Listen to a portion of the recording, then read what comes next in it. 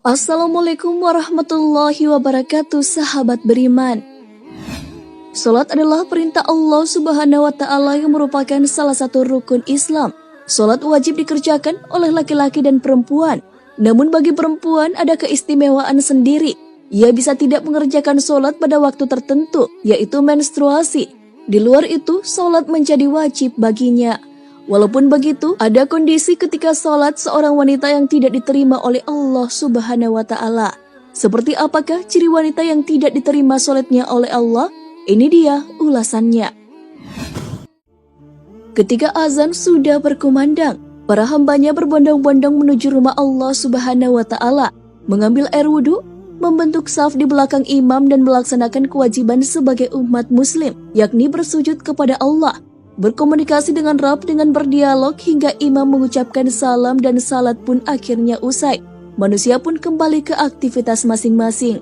Imam Hasan al-Basri rahimahullah pernah mengatakan, "Wahai anak manusia, salat adalah perkara yang dapat menghalangimu dari maksiat dan kemungkaran. Jika salat tidak menghalangimu dari kemaksiatan dan kemungkaran, maka hakikatnya engkau belum salat." Orang yang salat ternyata masih ada yang tidak diterima salatnya. Terlebih lagi orang yang tidak sholat. Banyak sekali orang yang sholat tapi Allah Ta'ala akan membantingkannya ke mukanya karena sholatnya tak diterima. Hal ini sesuai dengan firman Allah Subhanahu wa Ta'ala. Maka celakalah bagi orang-orang yang sholat, yaitu orang-orang yang melalaikan sholatnya.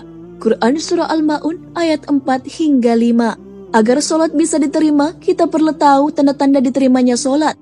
Tanda sholat yang diterima oleh Allah Subhanahu wa Ta'ala terdapat dalam hadis qudsi.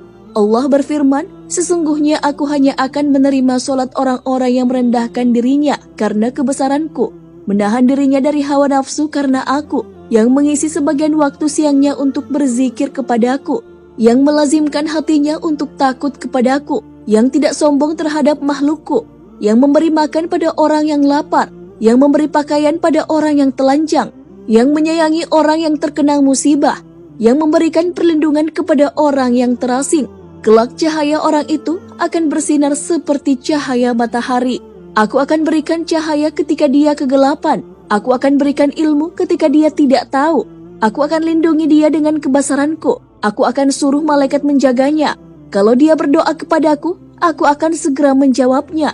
Kalau dia meminta kepadaku, aku akan segera memenuhi permintaannya.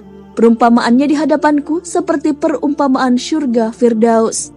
Lalu mengapa masih ada yang sholatnya diterima? Ternyata penyebabnya karena hal lain. Siapa sajakah mereka yang tak diterima sholatnya? Salah satunya adalah wanita yang suaminya marah kepadanya. Bagi wanita setelah menikah, ia harus patuh dan taat terhadap suaminya. Jika seorang suami marah terhadap istrinya, bisa membuat sholat istrinya tidak diterima oleh Allah Subhanahu wa Ta'ala. Bukan hanya itu, Allah pun akan murka kepadanya. Perlu diketahui bahwa sholat akan membuat orang akan masuk syurga. Apalagi jika seorang perempuan yang berstatus istri yang juga patuh dan taat pada suaminya. Hal ini sesuai dengan sabda Rasulullah SAW. Abu Hurairah radhiyallahu anhu berkata bahwa Rasulullah SAW bersabda, "Jika seorang wanita mendirikan sholat 5 waktu, memelihara kemaluannya dan menaati suaminya, maka ia akan masuk syurga dari pintu manapun yang dikehendakinya." Ibnu Hibban. Adapun yang tidak diterima sholatnya ada 3 golongan. Ibnu Abbas radhiyallahu anhu meriwayatkan, Rasulullah SAW bersabda, "Ada 3 manusia yang sholat mereka tidaklah naik melebihi kepala mereka walau sejengkal, yakni seorang yang mengimami sebuah kaum, tetapi kaum itu membencinya, seorang istri yang sementara suaminya sedang marah kepadanya, dan 2 orang bersaudara yang saling memutuskan silaturahim." Hadis riwayat Ibnu Majah. Oleh karena itu, sang istri harus menjaga perasaan suaminya. Jika seorang suami marah terhadap istrinya, hendaklah sang istri segera meminta maaf kepada suaminya. Kepatuhan istri kepada suami adalah suatu keharusan, karena suami adalah penanggung jawab dalam keluarga dan memiliki kedudukan yang tinggi dalam rumah tangga. Hal itu digambarkan dalam sabda Nabi Muhammad SAW. Tidaklah pantas bagi seorang manusia untuk sujud kepada manusia yang lain. Seandainya pantas atau boleh bagi seseorang untuk sujud kepada seseorang yang lain, niscaya aku perintahkan istri untuk sujud kepada suaminya, karena besarnya hak suami terhadapnya. Hadis riwayat Ahmad. Jika seorang wanita yang salatnya rajin dan dekat dengan sajadahnya, mushaf selalu di tangan, tapi ia tak peduli pada kebutuhan suaminya, tidak patuh terhadap suaminya, malah sombong di hadapan suaminya dan bahkan menentang suaminya, sungguh salatnya dan semua amalannya tidak akan diterima oleh Allah. Meskipun begitu, tak hanya istri yang wajib menjaga perasaan suami, tapi juga seorang suami tidak diperkenankan memperlakukan istri secara seenaknya. Dalam kehidupan rumah tangga, sepatutnya setiap pasangan saling memahami kewajiban dan hak di dalam rumah tangga. Bila salah satu melakukan kesalahan, harusnya segera meminta maaf, dan yang lain memaafkan yang bersalah atas kesalahan yang telah diperbuat. Jangan pernah membiarkan permasalahan menjadi berlarut-larut. Ingatlah akan kewajiban satu sama lain dan segera menyelesaikannya apabila berbuat kesalahan. Islam telah menempatkan suami dalam keadaan yang istimewa bagi sang istri, menaati suami dan selalu melakukan hal-hal yang dapat membuat suaminya ridho akan menyebabkan ia masuk surga. Sang istri tak boleh kurang ajar, menentang dan durhaka kepada suami, karena hal itu akan menjadi sebab seorang istri digiring ke neraka. Bagi seorang istri, suami adalah pintu besar dari pintu surga. Mematuhi suami adalah kebaikan, adalah keharusan, karena hal itu akan membawanya ke surga. Oleh karena itu, seorang istri tak boleh kurang ajar, menyombongkan diri dan membangkang terhadap suaminya. Mengenai kehidupan berumah tangga dan kepatuhan istri terhadap suami, Rasulullah SAW bersabda, "Perhatikan posisimu terhadapnya, karena dia adalah surga dan nerakamu." Hadis riwayat Ahmad, Ibnu Majah, dan disahihkan Syekh Al-Albani. Selain marahnya suami menjadi penyebab salatnya seorang istri tidak diterima oleh Allah, wanita yang percaya kepada dukun dan paranormal juga salatnya tidak akan diterima. Hal ini sesuai dengan hadis Rasulullah SAW.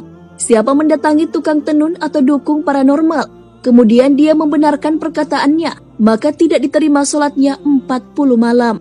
Hadis riwayat Bukhari dan Muslim. Pergi ke dukun atau mempercayai perkataan paranormal tersebut adalah perbuatan syirik dan hal itu diharamkan.